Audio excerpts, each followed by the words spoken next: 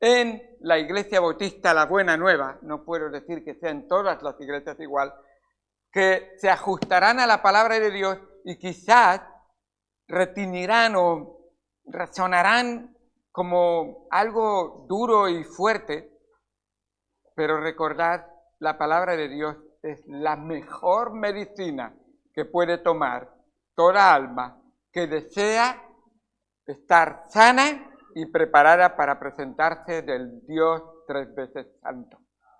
Santo, santo, santo. Dice en Deuteronomio 29:29, las cosas secretas pertenecen a Jehová nuestro Dios, mas las reveladas son para nosotros y para nuestros hijos, para siempre, para que cumplamos todas las palabras de esta ley.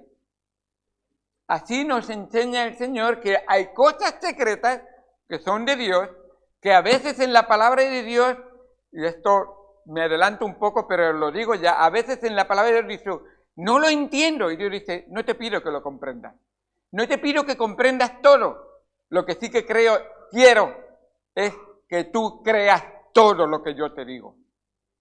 ¿Tú crees toda la palabra de Dios? ¿O solamente crees lo que te viene bien, lo que se ajusta a tu forma de pensar, lo que en esta sociedad es bien recibido? Recordad que Dios es trascendental y desde el principio hasta el final hay un atributo suyo que se llama inmutable y quiere decir que no cambia.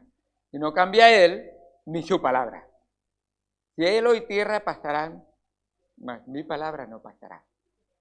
Así que teniendo esto en mente, de que Dios no nos pide a nosotros que lo entendamos todo, sino que le creamos a Él todo, quisiera empezar, ya que he dicho que se va a predicar algo que puede ser que suene un poco duro para nuestros oídos. El apóstol Pablo, cuando se despedía en Éfeso de los hermanos con los que había pasado 3 años, les dijo en en Hechos capítulo 20, no sé por qué, pero porque Mateo irá después. Hechos capítulo 20, les dijo en el versículo número 25, y ahora he aquí, yo sé que ninguno de todos vosotros, entre quienes he pasado predicando el reino de Dios, verá más mi rostro. Me identifico con él en cuanto a enseñar, pero no en cuanto a no vais a ver mi rostro. Me vais a tener que aguantar un poquito más, si Dios quiere, pero me identifico con lo que viene a continuación. Por tanto, yo os protesto en el día de hoy que estoy limpio de la sangre de todos. ¿Por qué? Porque no he rehuido anunciaros todo el consejo de Dios. Por tanto, mirad por vosotros y por todo el rebaño en que el Espíritu Santo os ha puesto, y está hablando a los responsables, por obispos, para apacentar la iglesia del Señor, la cual Él ganó con su propia sangre. Porque yo sé que después de mi partida entrarán en medio de vosotros lobos rapaces que no perdonarán al rebaño. Y de vosotros mismos se levantarán hombres que hablen cosas perversas para arrastrar tras sí a los discípulos. Por tanto, y esto es una amonestación a todos nosotros, por tanto, velad acordándoos de que por 3 años, de noche y de día, no he cesado de amonestar con lágrimas a cada uno.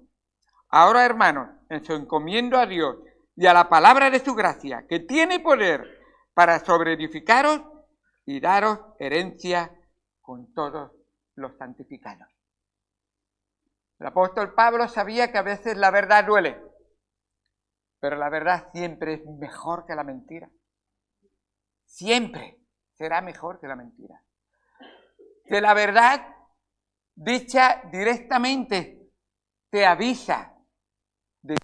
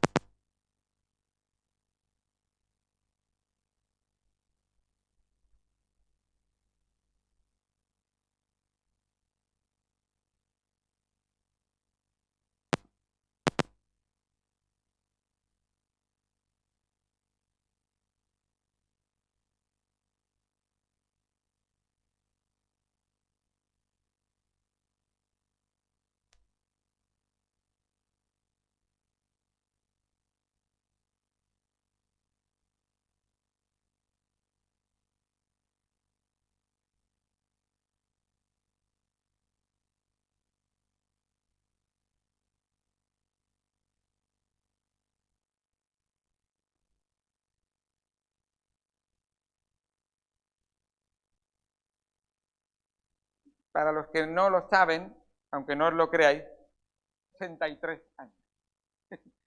Lo cual significa que han pasado 45 años y Dios nunca ha dejado de sorprenderme con su palabra. Cuanto más estudio la Biblia, más me sorprende a mí mismo. Tanto os puedo decir personalmente que lo que yo imaginaba que creía, recién convertido, ahora me doy cuenta que Dios es mucho más profundo, mucho más grande que lo que yo me creía que creía.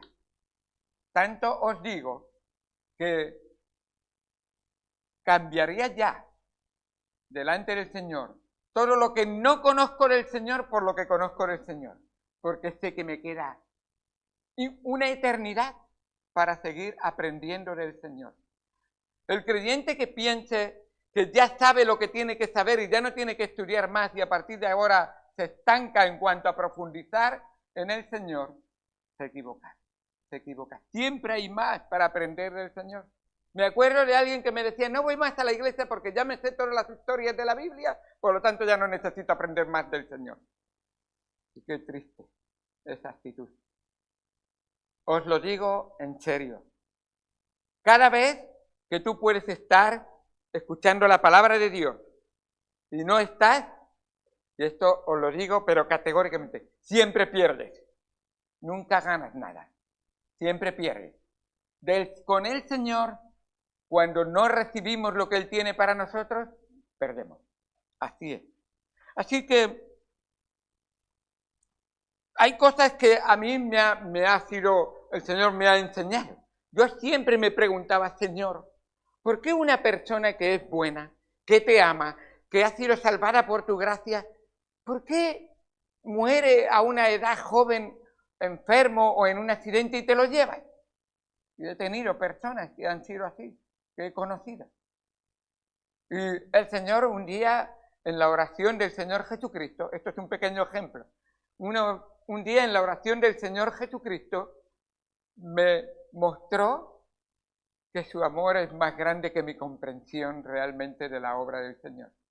Y en Juan 17, 24, en esa oración que Jesús hace al Padre, Él dice, Padre, aquellos que me has dado, quiero que donde yo estoy, también ellos estén conmigo. Anda, te lo has llevado porque quieres que estén contigo. ¿Pero para qué? Para que vean mi gloria. Muchas veces nos aferramos a la tierra, nos aferramos a las cosas de este mundo y es mucho más maravilloso lo que Dios tiene preparado para nosotros y que quiere que ya sea el momento de disfrutarlo. Así que cuando alguien conoce al Señor, no ha sido una pérdida, ha sido una ganancia para esa alma, realmente. Así que para que vean mi gloria que me has dado, porque me has amado desde antes de la fundación del mundo. Y dice, el Padre ama al Hijo y quiere que los que son salvos por la gracia del Hijo estén con Él. Y ese amor que le ha dado al Hijo, nos dice en el versículo 23 de Juan 17, los has amado a ellos como también a mí me has amado. El amor que Dios le ha dado a su Hijo Jesucristo, te lo ha dado igual a ti también. Y por eso tanto te ama que aquellos que conocemos al Señor. Y yo a veces cuando alguien conoce al Señor Jesucristo digo, me dan ganas de llorar, pero siento una alegría profunda, porque esa alma ahora está en la presencia del Señor, porque el Señor la quiere conmigo. Así que oremos por la salvación, porque la muerte no será un problema. Y es uno de los temas que vamos a tratar. Dios es soberano aún en la muerte. Es muy controversial, pero Dios es soberano aún ante la maldad. Y es más controversial, Dios es soberano aún en la salvación. Y esos temas son los que voy a tratar en esta mañana. Así que, qué bueno es que cada culto tenemos en la Iglesia Bautista La Buena Nueva una nueva oportunidad de aprender y conocer a nuestro inescrutable. Y eso quiere decir que por mucho nunca llegas a conocerlo todo de Dios. a nuestro inescrutable Dios e insondable Señor. La inefable soberanía de Dios. Este será el tema. Nehemías 9:6 expresa de una manera magistral lo que es Dios. Dice, tú solo eres Jehová. Tú hiciste los cielos y los cielos de los cielos con todo su ejército, la tierra y todo lo que está en ella, los mares y todo lo que hay en ellos.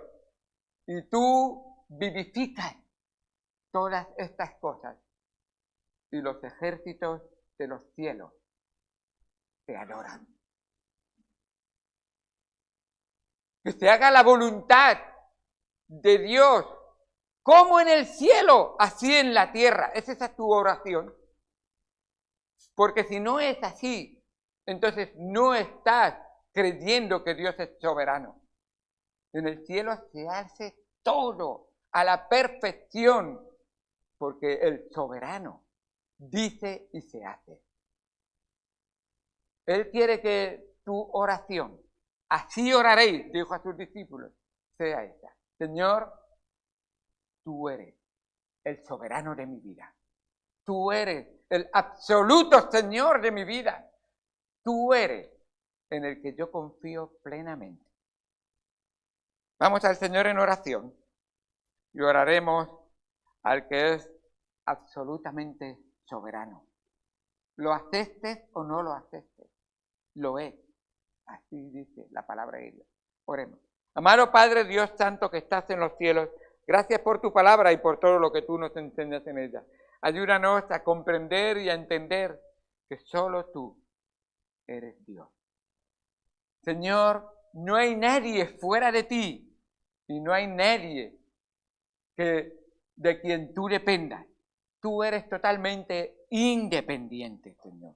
Así que todas las cosas dependen de ti y todas las cosas subsisten en ti. Gracias, Señor, por esta magnífica palabra que tú nos muestras. Y aun cuando lleguemos a esos lugares inescrutables de tu soberanía y no los comprendamos, tu palabra nos dice, no tienes que entenderlo, solo créelo, porque yo soy el único bueno, soy el único Dios y todo lo que digo siempre será la verdad. Sea ante todo hombre mentiroso, pero Dios verá. Así es tu palabra. Gracias por todo lo que nos enseñas en ella. En el nombre de Cristo Jesús. Amén. Los evangelios sinópticos. Y para los que no saben lo que significa la palabra sinóptico, está compuesta de dos palabras, sim y óptico. Sim es juntos y óptico es ver. Hay que verlos juntos. El evangelio de Mateo, Marcos y Lucas son evangelios sinópticos que cuentan historias paralelas que van juntas. Hay una historia que siempre me maravilló y al mismo tiempo me ha hablado el Señor en esta semana de una manera muy especial. El evangelista Marcos cuenta en Marcos capítulo número 4 y desde el versículo 37 que el Señor Jesús, después de haber estado predicando todo un día, quiso ir a descansar y no es otra manera sino que vamos a meternos en la barca, vamos a cruzar al otro lado del mar de Tiberias o Genesaret o el mar de Galilea y vamos a ir de la parte de occidente al oriente y cruzar al otro lado. De hecho, al otro lado que cruzaban estaba la ciudad de los Gadarenos. Pero mientras estaba cruzando ahí, el Señor, cansado y agotado, un hombre como tú y como yo, perfecto, sin pecado, por supuesto, se quedó durmiendo en la popa.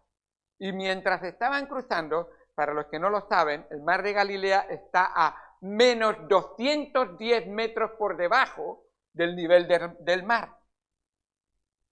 Por si no lo sabéis, el mar Muerto está a 410.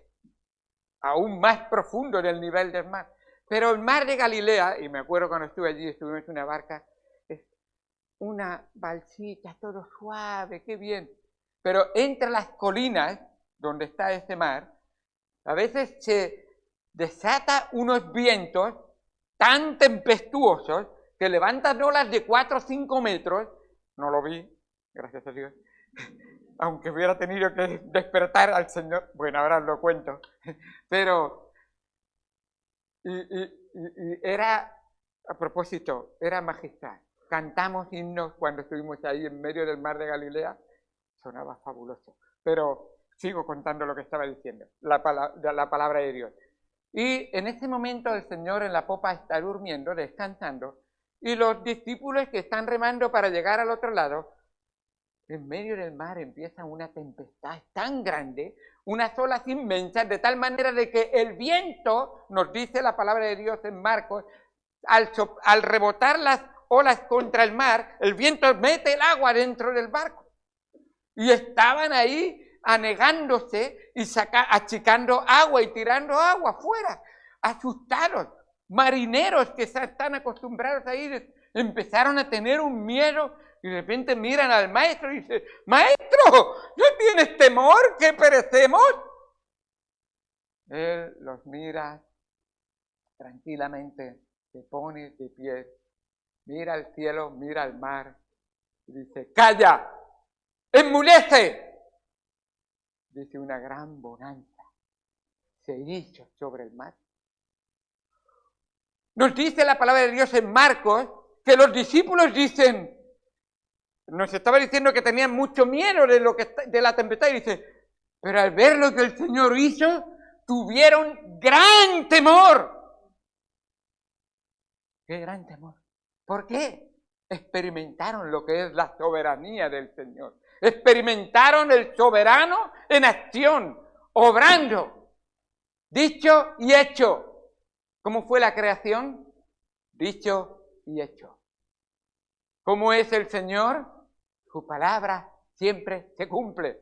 Nuestro Dios soberano siempre cumplió su plan A. No existe plan B en su vida, en su historia. Siempre cumple. No es que no le salió bien y ahora vamos a buscar. No. Él siempre cumple todo. Y a veces nos cuesta a nosotros comprender y decir: bueno, entonces, ¿por qué pasa esto? Dios soberano lo tiene todo bajo control. Él lo controla todo. Mira si no es que lo tiene bajo control. Llegan a la otra ribera, a la ciudad de los Gadarenos, y allí hay un endemoniado. Pero no un endemoniado cualquiera, porque ya ser endemoniado ya es algo malo. Fíjate si es algo malo, que nos cuenta la historia que en el libro de Hechos, que habían 7 hijos de un tal Esceva que eran exorcistas. No sé lo que es exactamente, sí que sé lo que significa, pero no entiendo eso. Dice que echaban fuera demonios o sacar demonios de las personas. Pero un hombre tenía un demonio y esos 7 exorcistas fueron a sacarlos y el demonio dijo: ¿qué? Y dice la palabra de Dios que les pegó tal paliza el demonio a los 7 exorcistas que se fueron desnudos y heridos. Un demonio. Todo esto para contar que cuando el Señor Jesucristo llega a la otra ribera, se encuentra con un hombre endemoniado que tiene una legión de demonios. Así se llama el grupo de demonios. Una legión son 5.000 hombres. Esas son las legiones romanas. ¿5.000 demonios? Si uno puede hacer tanto daño, para mostrar la soberanía absoluta de nuestro Dios, ese hombre que no había podido ser atado ni con cadenas, no podía ser hecho ni con grillos sujetado, ese hombre viene corriendo con los demonios hacia el Señor. El Señor simplemente lo mira. Y nos dice la palabra de Dios que corrió hacia el Señor. Y muchos pensarían en los discípulos: ¡gran batalla! El mal contra el bien, se va a ver la lucha. Pues ese endemoniado lo máximo que pudo hacer fue caer de rodillas delante del Señor. Señor, Hijo del Dios Altísimo, ¿has venido ya para condenarme? Reconocen los demonios que Él es el soberano absoluto. Pero a veces los humanos no quieren reconocer. Hombres de carne y hueso débiles, esos seres poderosos, lo reconocen. ¿Reconoces que Dios es soberano? ¿Reconoces que Dios lo controla todo? Así es nuestro Señor. Él es absolutamente soberano. Dios es soberano sobre la muerte, soberano sobre el mal y soberano sobre la salvación. Cosas que nos llaman la atención. ¿Cómo obra Dios esa soberanía? Dios es soberano aún sobre la muerte. Cuando Él vino, dio vida a la hija de Jairo. Dio vida al hijo de la viuda de Naín. Dio vida a Lázaro. Y en medio de ese valle de huesos secos, dijo a Ezequiel, predica la palabra de Dios. Y dice que por el poder de la palabra de Dios, esos huesos secos en el valle de los huesos, recobraron vida. ¿Cómo puede ser que los muertos, porque el soberano Señor tiene poder sobre la muerte? Él tiene tal poder que deja sorprendido a cada uno de nosotros. De tal manera que aún nos llama la atención cómo Él tiene poder para obrar sobre nuestra salvación.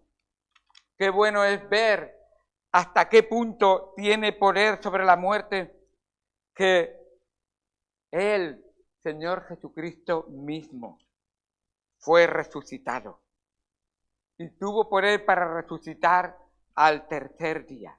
La obra poderosa de nuestro Señor se ejecuta porque Él es el Dios soberano de la salvación. Jesús el justo, maltratado, injuriado, mal juzgado, clavado en una cruz, como un malhechor. Pilato se lava las manos, Herodes se burla de él, y las multitudes gritan, ¡crucifícale!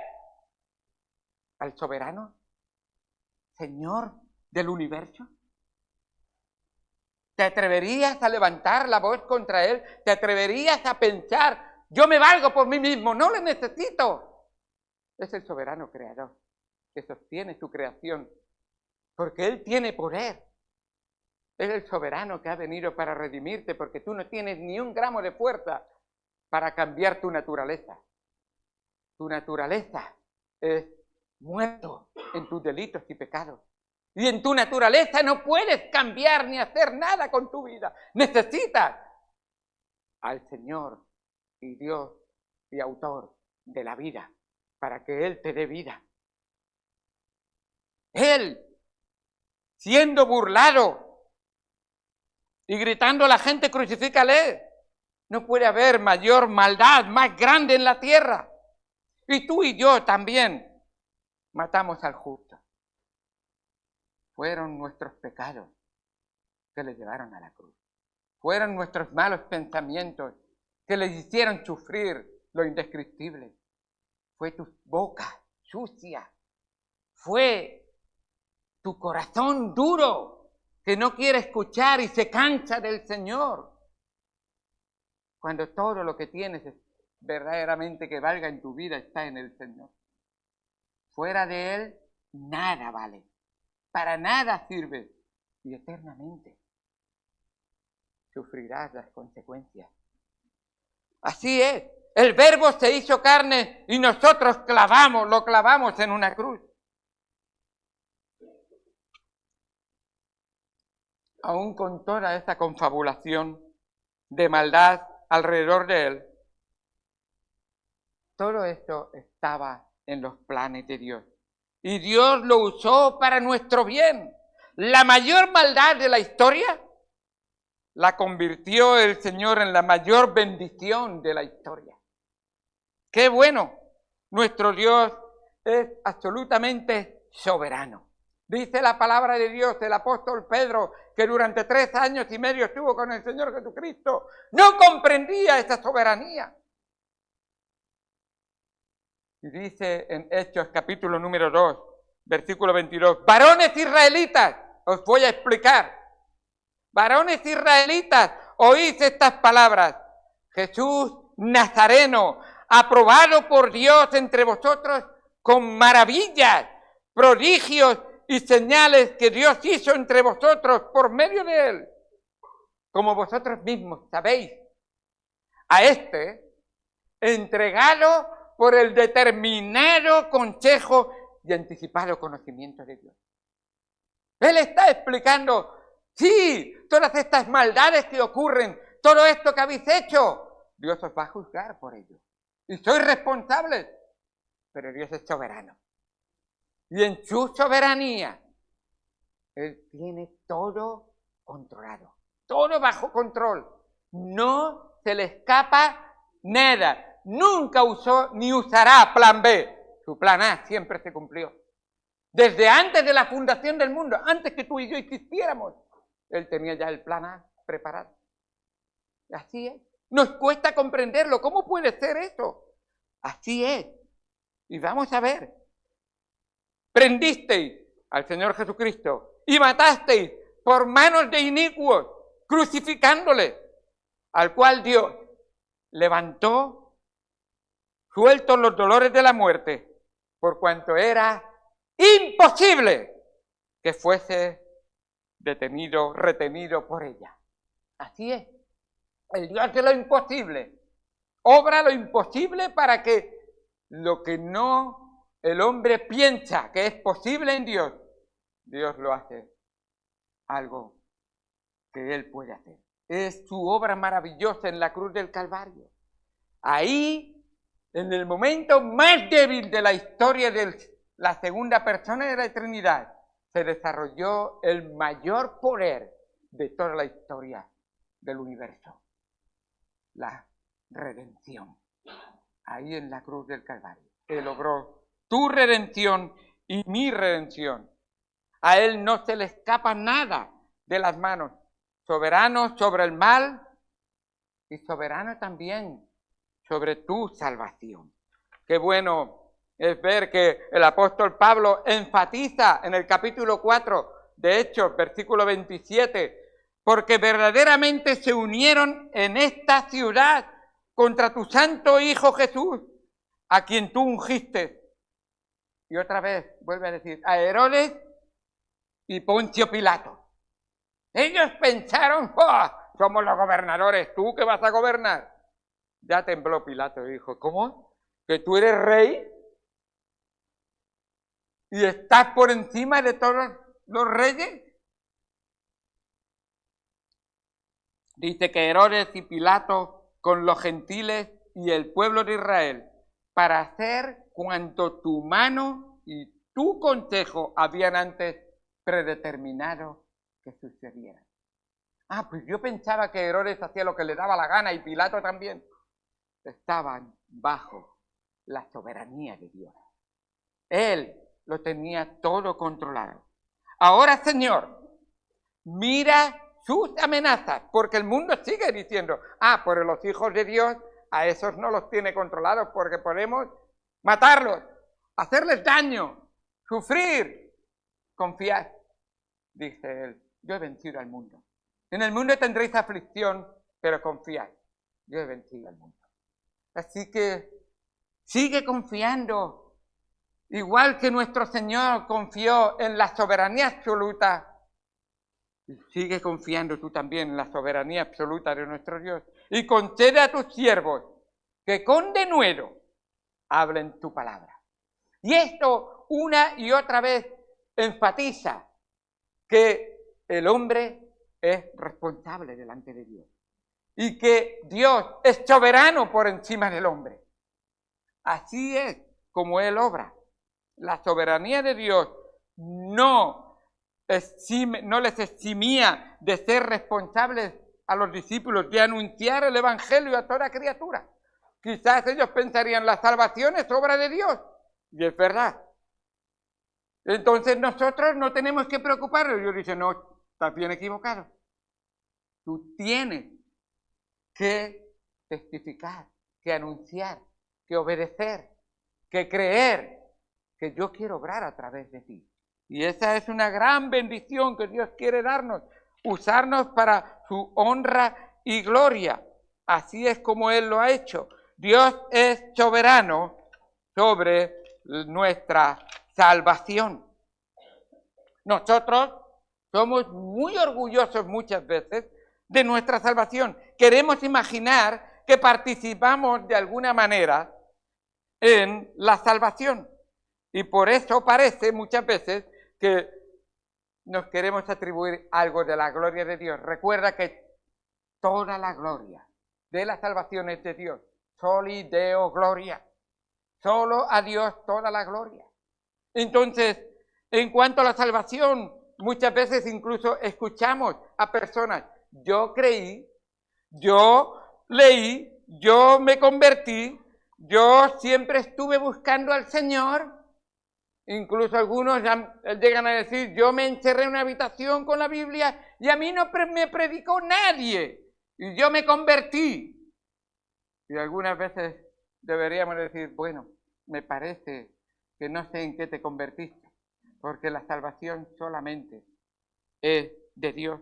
La Biblia dice claramente que no contribuimos a nuestra salvación de ninguna manera, de ninguna manera. Y algunos quedan sorprendidos. ¿Cómo de ninguna manera? La Biblia nos dice en Efesios capítulo 2, versículos 8 y 9, porque por gracia sois salvos por medio de la fe. ¿Ves? La fe. Yo he puesto la fe. ¿Y qué continúa? Y esto no de vosotros, pues es don de Dios, no por obras, para que nadie se gloríe. Toda la gloria es de Dios, Soli Deo gloria. A Él sea toda. Esta gloria maravillosa de Dios en su gracia, yo siempre digo que en la iglesia nunca hay asientos vacíos. Donde hay un hueco está un ángel, escuchando, porque ellos están maravillados de la gracia que se predica en las iglesias. Y están ahí escuchando, atentos y anhelan oír de la gracia de Dios. Me sorprende que los hombres no se alegran, no sienten ganas de escuchar más de la gracia de Dios. Esa gracia que es un regalo de Dios no merecido. Nadie lo merece. Escucha cómo empieza. No hay justo ni aun uno. Todos a una se desviaron. No hay quien haga lo bueno, ni siquiera uno. La paga del pecado es muerte. ¿Qué me espera a mí en mi condición, en mi situación, con mi naturaleza? Necesito cambiar. ¿Qué voy a hacer? Y Dios dice, mi gracia es tan maravillosa, que más Dios muestra su amor para con nosotros, en que siendo aún pecadores, Cristo murió por nosotros. ¡Qué bendición! La paga del pecado es muerte, pero la gracia de Dios es maravillosa. Porque el regalo de Dios, la dádiva de Dios es vida eterna en Cristo Jesús, Señor nuestro. Y tú, si estás aquí, que estás escuchando, cuidado que no te engañen, que no es una religión. Es un arrepentimiento que te hace ver tu condición y entonces ver la necesidad de la salvación que solo el Hijo de Dios puede darte. Solo el Hijo de Dios puede limpiarte, porque solo la sangre de Jesucristo nos limpia de todo pecado. Esa es una realidad tan grande y tan importante que necesitamos entender. El mismo Pablo dice en Hechos 18:27, queriendo él pasar a Acaya, nos dice, y llegando allá, fue de gran provecho a los que por la gracia habían creído. O sea, no era por su fe, era por la gracia que habían creído.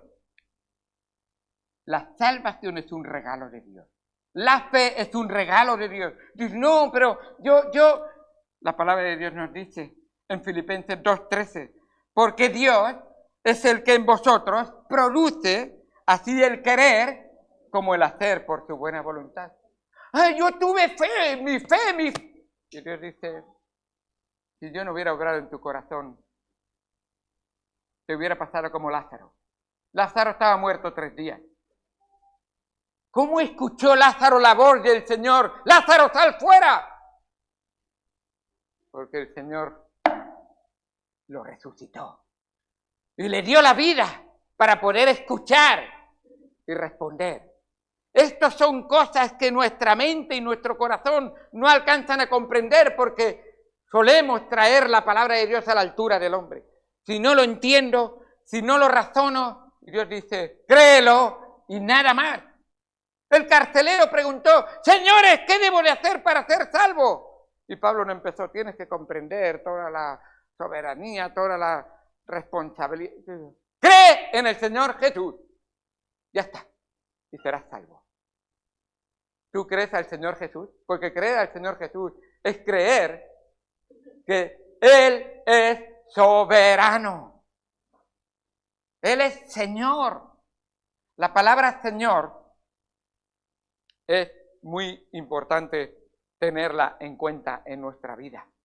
Porque es esa palabra que habla de que Él es soberano, que Él es Señor, que Él es dueño, que Él es aquel que tiene toda la autoridad. ¿Tiene toda esa autoridad en tu vida? Porque algunos piensan que dicen, mira, yo hablo del Señor, voy a la iglesia del Señor, leo la palabra del Señor, paso tiempo con los hijos del Señor, pero el Señor dice, cuidado, que no todo el que me dice Señor, Señor. Así lo dice la palabra de Dios. No todo el que me dice Señor, Señor, entrará en el reino de los cielos. Y es muy importante que lo veamos y lo creamos y lo aceptemos. ¿Por qué no lo veo? Es que es Lucas, Mateo 7. Se me ha por un momento y no quiero poner mis palabras.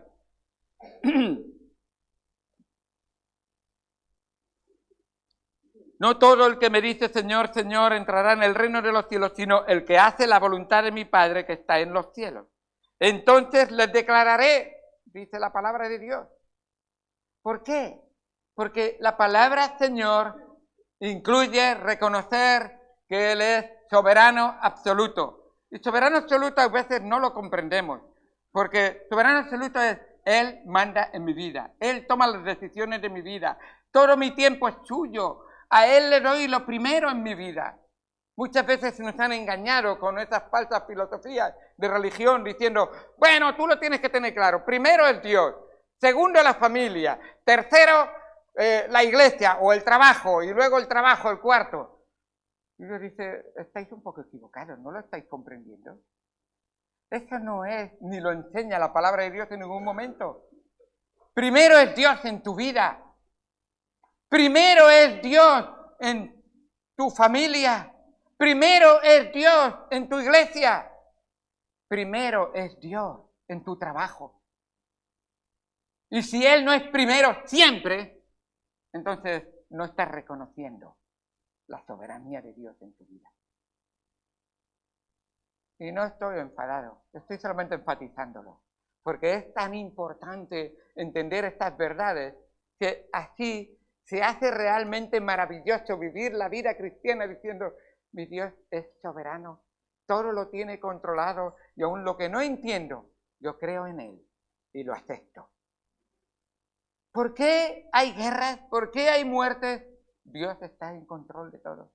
¿Por qué la salvación llega a unos y a otros no? Dios te dice, tú eres responsable de predicar el evangelio a toda criatura y Él va a obrar poderosamente. Pero Él, en su soberanía, quiso derramar su gracia sobre tu vida para que tú seas un portador de la gracia de Dios para otros también. Y qué bueno es al ver esta gran verdad obrar en favor nuestro. Así que sus planes y sus propósitos nunca deben ser frustrados, nunca pueden ser frustrados y se cumplen a través de los eventos, incluso aquellos que parecen realmente que no los entendemos. Tú no podrás nunca comprender a Dios. Tú nunca sabrás todo de Dios. Incluso nuestra vida entera, como estamos estudiando los atributos de Dios para saber de Dios, nunca llegaremos a conocer a Dios. Pero lo importante y lo más grande es que Él te conozca a ti. Cuando Él te conoce a ti, entonces esa soberanía de Dios debe de ser una realidad en tu vida. La responsabilidad humana y la soberanía de Dios son conceptos que están muchas veces más allá de la comprensión humana. Alguien ha dicho que es como si en la puerta del cielo, cuando vayamos a entrar, habrá un cartel que dirá: entrad por la puerta estrecha, porque ancha es la puerta y espacioso el camino que lleva a la perdición, y muchos son los que entran por ella, porque estrecha es la puerta y angosto es el camino que lleva a la vida, y pocos son los que la hallan. Entrad porque sois invitados. En la puerta pondrás entrar a los llamados a la gloria de Dios. Y al pasar y mirar la parte de dentro de la puerta, veremos nos escogió antes de la fundación del mundo para que fuésemos santos y sin mancha delante de Él. Él te llama: venid a mí, todos los que estáis trabajados y cargados, y yo os haré descansar, os daré paz, os daré perdón, os daré una familia, os haré hijos de Dios. Pero, sin embargo, en la soberanía de Dios, Él nos escogió a cada uno de nosotros para su honra y gloria. Así que la comprensión de la soberanía de Dios es una fuente de consuelo y aliento, de seguridad y confianza, en lugar de angustia o temor, como algunos piensan. La soberanía de Dios nos garantiza la salvación. Qué maravillosa es la obra de nuestro Señor en esa soberanía. Dice, y quisiera terminar, y este es mi capítulo predilecto, voy a leer unos versículos, Romanos capítulo 8, voy a leer unos versículos solamente ahí del capítulo 8. Es mi capítulo predilecto. Si alguien dijera, ¿qué es lo que...? Romanos 8. Es algo maravilloso. Dice el versículo número 1, voy a leer unos cuantos versículos, Romanos 8:1. Ahora pues, ninguna condenación hay. ¿Ninguna? ¿Yo? ¿Cómo soy yo? ¿Lo que he hecho yo? Y Dios dice, si has creído en mí y has sido lavado por mi sangre, ninguna condenación hay para los que están en Cristo Jesús, los que no andan conforme a la carne, sino conforme al Espíritu.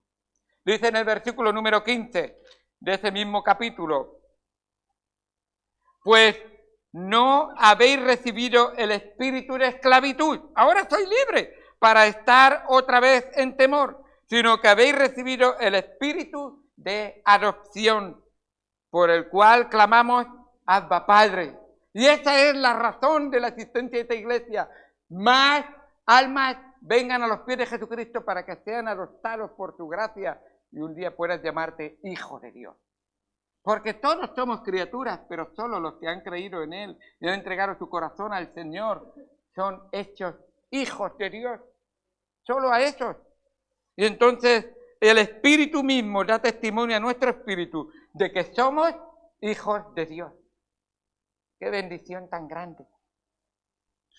Dice en el versículo 31, y esta es la porción que a mí me maravilla muchas veces, el versículo 31 de ese mismo capítulo. ¿Qué pues diremos a esto? Estoy terminando. Si Dios es por nosotros, ¿quién contra nosotros? El que no escatimó ni a su propio Hijo, sino que lo entregó por todos nosotros, ¿cómo no nos dará también con Él todas las cosas? ¿Quién acusará a los escogidos de Dios? Dios es el que justifica.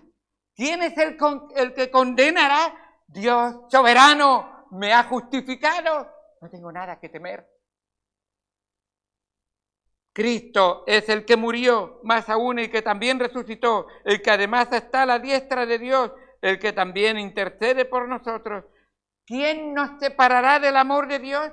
¿Tribulación o angustia o persecución o hambre o desnudez o peligro o espada? Como está escrito, por causa de ti somos muertos todo el tiempo, somos contados como ovejas de matadero. Antes, en todas estas cosas, somos más que vencedores por medio de aquel que nos amó. Por lo cual estoy seguro, y ahora escucha, aquí está la soberanía de Dios obrando por su gracia en tu vida.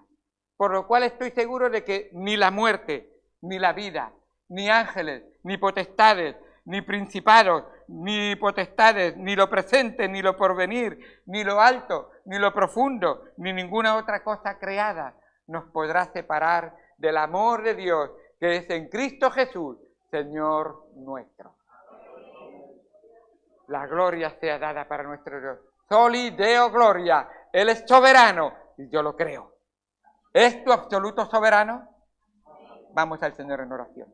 Amado Señor, Dios Santo que estás en los cielos, gracias porque al confiar en ti y saber que eres el Dios soberano,